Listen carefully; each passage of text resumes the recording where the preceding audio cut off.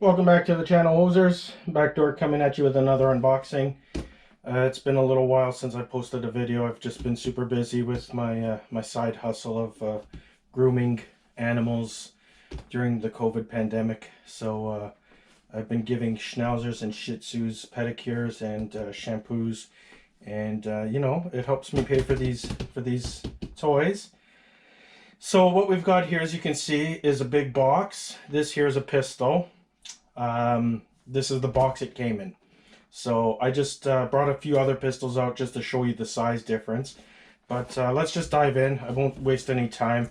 We'll just do a quick unboxing, and maybe I'll roll in a video of me shooting it, because I already did fire 6 rounds through it just to test it. So let's just get rid of this. As you can see, Smith & Wesson Performance Center. Doesn't even come in a box. It comes in a pistol rug because it's so freaking big. And you know, I'm a little disappointed it didn't come with a box. I like having those blue boxes, the Smith & Wesson hard case, just to keep it a little bit well protected.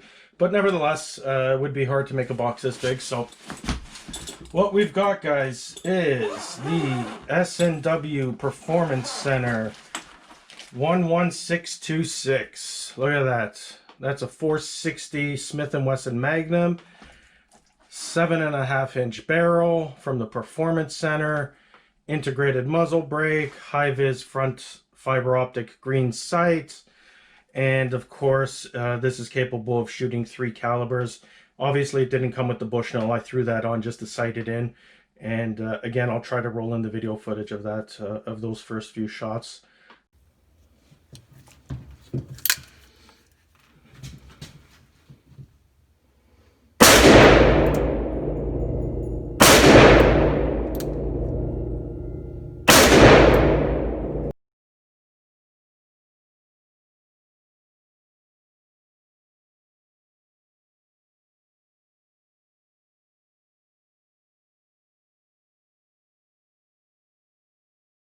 But there you have it, guys. 78.1 ounces unloaded. That's almost 5 pounds unloaded. I believe it's close to 6 pounds when you have 5 rounds of Smith & Wesson Magnum in there. So just look how big that is. Jeez. 7.5 inches. Wow. It's the closest I'll ever get to 7.5, right, guys? Yeah. So let's just do a quick look through what we get. We get cheap cable lock, which I had to use to bring it home. Owner's manual. Nothing new in there. It did come with a sling. So it comes with a Butler Creek sling. I guess in the United States this is meant for hunting. 460 is easily capable of dropping a wild hog. So it comes with a sling and the attachment points. How it works is there's a front swivel stud in here. You might even be able to hook a bipod up to it, and then I believe you would have to change the rear grip screw and use the included screw here that comes with a sling adapter point. So never going to use that, not in Canada at least. No need for it. Never going to wear this with a sling. So there you have it. This is the pistol rug it comes in from the Performance Center. Get rid of that. So I just wanted to quickly, before we go into this, just show you the size difference. So there you have a 460, obviously with a 7.5 inch. I used to have it with a 5-inch barrel, and it was a smaller profile barrel. You can see this is more of a, I don't want to say a bull barrel, but it's definitely thicker. It doesn't line up perfectly with the frame. And then it's got the integrated Picatinny rail. So I used to have the 5-inch, which was just a straight 5-inch barrel with a little brake, and that one was a lot shorter. Sorry, a lot lighter, even though it was only 2.5 inches shorter. So this one actually has a lot of girth to it and heft. So very nice. So just to give you a comparison, Glock 19X. This I believe is running what, a 4.25 barrel. So 4.25 inch barrel compared to this. Just take a look at that, guys. Look at that difference. You know, a regular Glock 17. So this is a full-size Glock. As you can see, you know, that's what you're looking at, just in in the dimension difference. Like it really does feel like a handful to shoot, much more than the 5-inch did. It's very front heavy. Full size 1911 5-inch barrel. Look at that. It looks tiny compared to this. This is a full-size gun. People complain about carrying these all day for concealed carry because they're too big and cumbersome. Imagine this. Now, mind you, this is for bear defense, not to... This would be, you know, carried on a person in the wilderness for bears or other wild game. This was by far my biggest gun that I owned, handgun.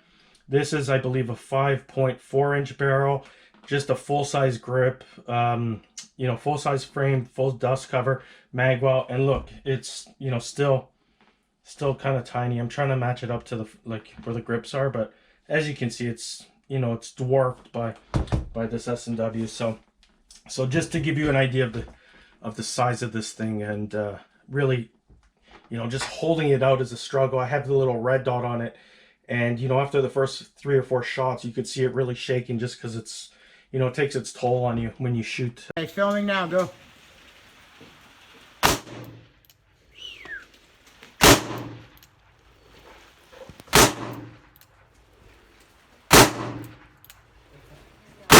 The full loads. So let me show you quickly, just a quick comparison of what the ammo looks like. So as everyone knows, this is a 9mm. Everyone's seen these before. You know, you've got your 9mm here. You've got a regular 2 3/4-inch slug. So this is a slug, this is a 9mm, right?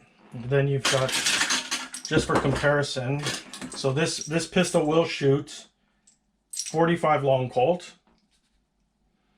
This 45 long Colt actually feels like a 9mm through this gun because it's so heavy. So it's really deceiving because a 45 long Colt is normally a fairly big round. This will shoot 454 Kasua, as you can see, a little bit bigger than the 45 long Colt. And then it'll shoot the big one, the 460 Smith & Wesson Magnum. I believe this one here is a 255 grain bullet. I normally run the Hornady 200 grain bullet because those ones give off a beautiful muzzle flash and just really loud and visual. This one I think is meant for stopping power. Like, this one doesn't have much of a muzzle flash, and it actually hits a little bit harder in the palm. So I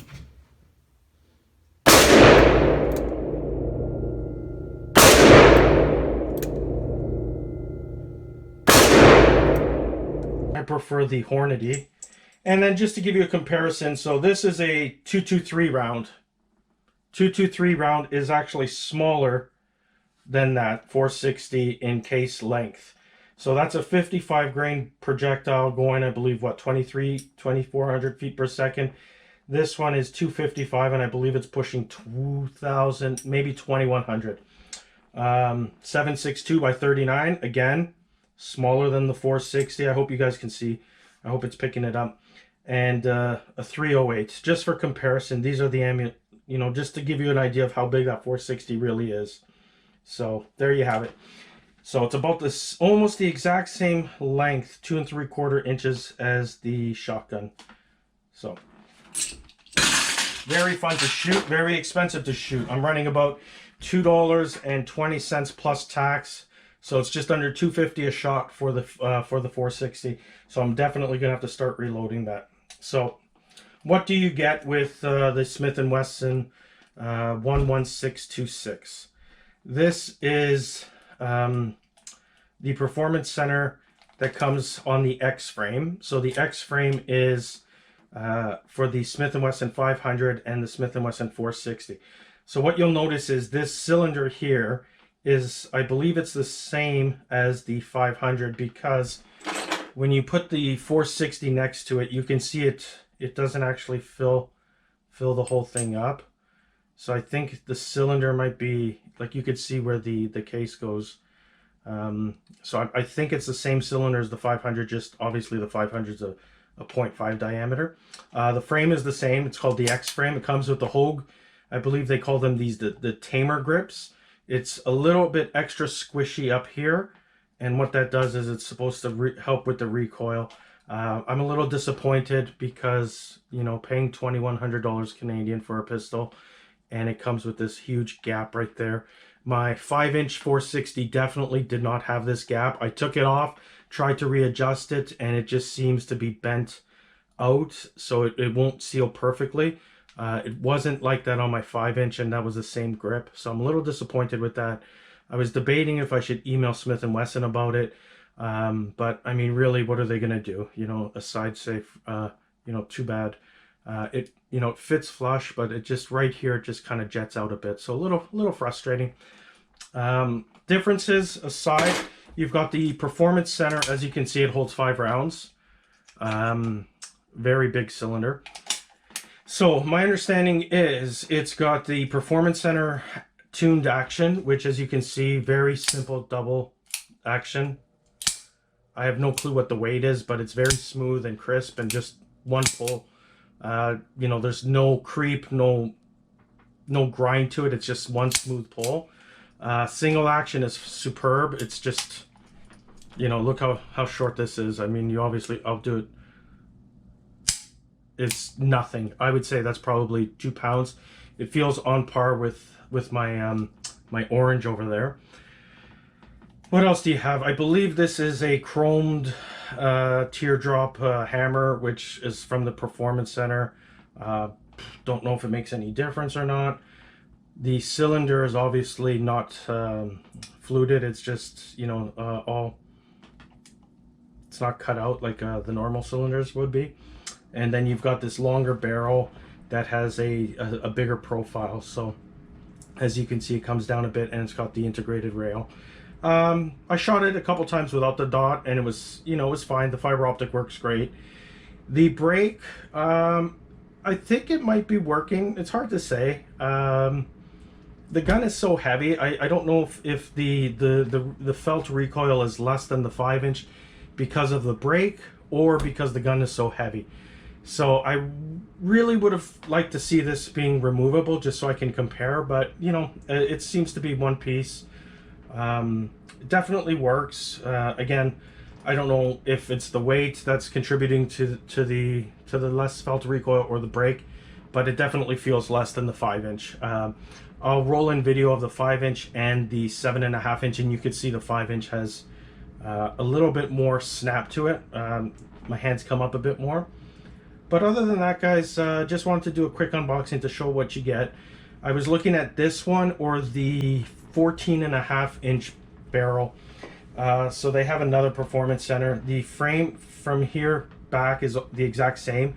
Then you have a 14.5-inch barrel that, you know, comes out about maybe 5-6 inches, and then it tapers down into a long fluted barrel, and it actually has it comes with a bipod, and that one's meant for, you know, benched shooting.